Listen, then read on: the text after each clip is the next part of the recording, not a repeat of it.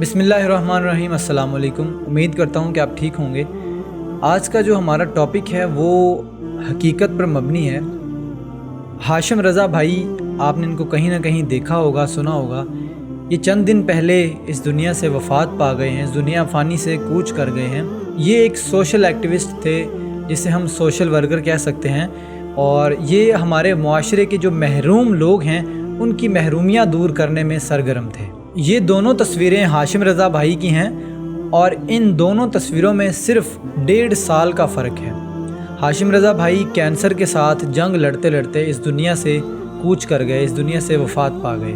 पिछले साल फरवरी में इनको मैदे की तकलीफ़ महसूस हुई और चंद माह बाद कैंसर की तशख़ीस हुई तो पता चला कि इनको मैदे और छोटी आंत का कैंसर है। हमारी दुआ है कि अल्लाह ताला इनकी मग़फ़िरत फ़रमाए। हाशिम रज़ा भाई ने अपनी बीमारी के मुतालिक बहुत तफसील से लिखा और उसके नतीजे में हासिल होने वाले चंद जो सबक हैं वो भी उन्होंने लिखे, और वो ये चाहते थे कि हर कोई इनको पढ़े और इनसे मिलने वाले जो नताइज हैं उनको अपनी ज़िंदगी में याद रखे। उन्होंने लिखा कि जब मैदे ने हज़म करना छोड़ दिया तो सिर्फ चंद माह में वज़न तेज़ी से गिरना शुरू हो गया। वज़न जो है वो बहुत तेज़ी से कम होना शुरू हो गया और आहिस्ता आहिस्ता ज़िंदगी के रोज़मर्रा के जो काम थे, जो रूटीन थी, वो भी छूट गई और आखिर में बिस्तर के साथ जाके लग गया। वो कहते हैं कि जब ऑपरेशन के लिए मुझे ब्लड की ज़रूरत पड़ी तो एक बहुत अजीब वाक़या रुनमा हुआ। उन्होंने जब अपने व्हाट्सएप के ऊपर स्टेटस लगाया तो वो कहते हैं कि मेरे साथ काफ़ी सारे ब्लड NGOs, ब्लड एक्टिविस्ट जुड़े हुए थे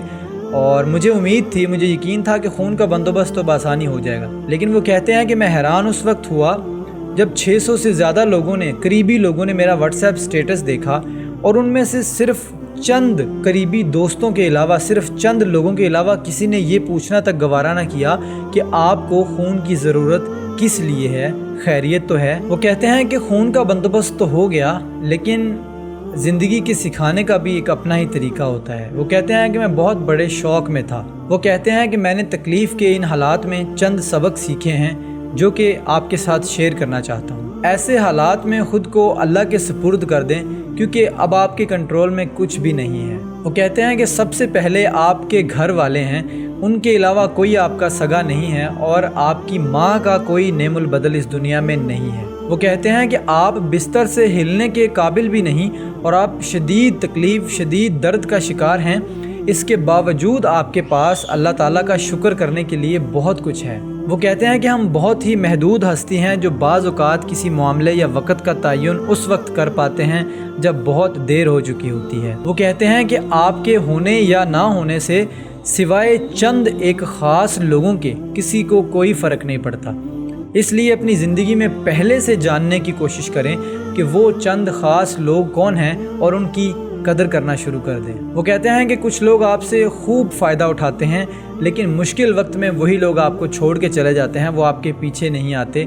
ऐसे लोगों से ख़बरदार रहें। कम लेकिन मुखलिस लोगों से दोस्ती रखें। वो कहते हैं कि ज़िंदगी में छोटी छोटी मुफ्त मिलने वाली नेमतों की कदर करें और अल्लाह ताला का शुक्र अदा करें। किसी से बातचीत करना, पार्क में चहलकदमी करने चला जाना, खाना खाना, नींद लेना, खूब सोना, बातचीत करना, ये सारी वो चीज़ें हैं।